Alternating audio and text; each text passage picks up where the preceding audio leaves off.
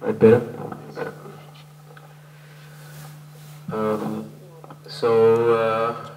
Our approach in this game to turn over the result and qualify. We know we need 2 goals to get to penalties. We need 3 goals to qualify. Very important is in this match is to keep a clean sheet, because if they do score 1, we need to score 4. We know their coach, in terms of their approach in the home match, 6 shots against us, 2 on target. The 2 shots on target they scored.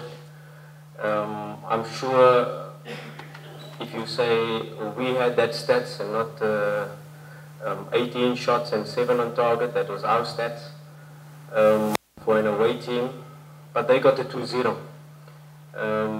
We are definitely not going with the approach of getting 2 shots on target and scoring 2. We will have the approach of trying to create as many as possible, and of course we have to be very wary with the counter-attack threat, because they've got good quality players like Salah Mohsin, they've got El Rouge, that is called Ben Yusuf, they've got Degmoon that is playing in behind, they've got Ahmed Ali, okay, he's not travelling, they've got Makhlouf in the midfield. So very players that are good on the transition, and we know in the last 89th minute we conceded from a transition. So we have to be very wary in terms of our rest defense, in terms of when we are trying to put pressure on them and we are trying to create chances to score, that we don't lose concentration and concede a goal on the counter-attack. So our approach is very clear. We need 3 goals to qualify, but we have worked the whole week to say let us try to score 4, because we know 1 goal conceded will require us to do so.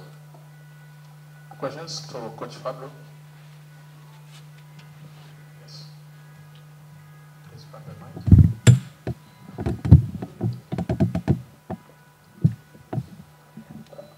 Thank you so much, Coach. Nazareth Peter from TBC. My question is... I think the Azam game is slightly different, because Azam game we scored the 2-1 and now we were holding on to keep the result. So it wasn't really a counter-attack, it was more Feitoto with his brilliance, finding a runner, Zidane in behind, outside to inside movement that caught us, and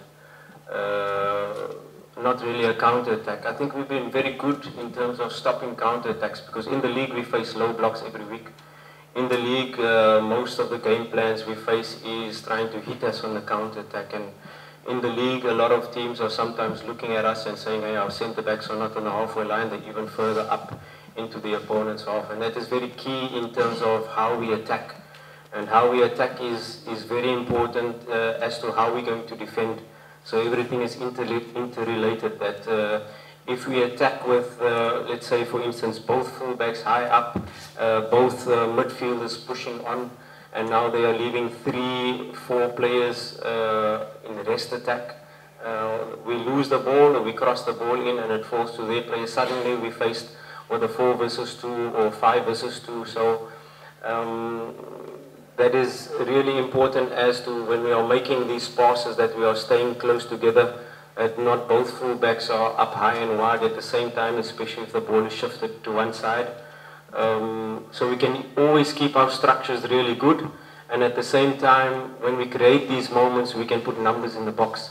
Our counter pressing has been one of our strengths. That first 5-6 seconds after losing the ball is clear, but of course this is a team that has big strikers, so they launch that first ball into Salah Mohsin, he lays it off, and then now there's a counter-attack being faced. And also, if you analyze our second goal that we conceded, it was a long ball that they kicked from their goalkeeper. We cleared the ball, and maybe one of our defenders shouldn't have gone, and then that created a situation, probably offside as well, but VAR seemed to fall in the favor of Al Mazri on all occasions. So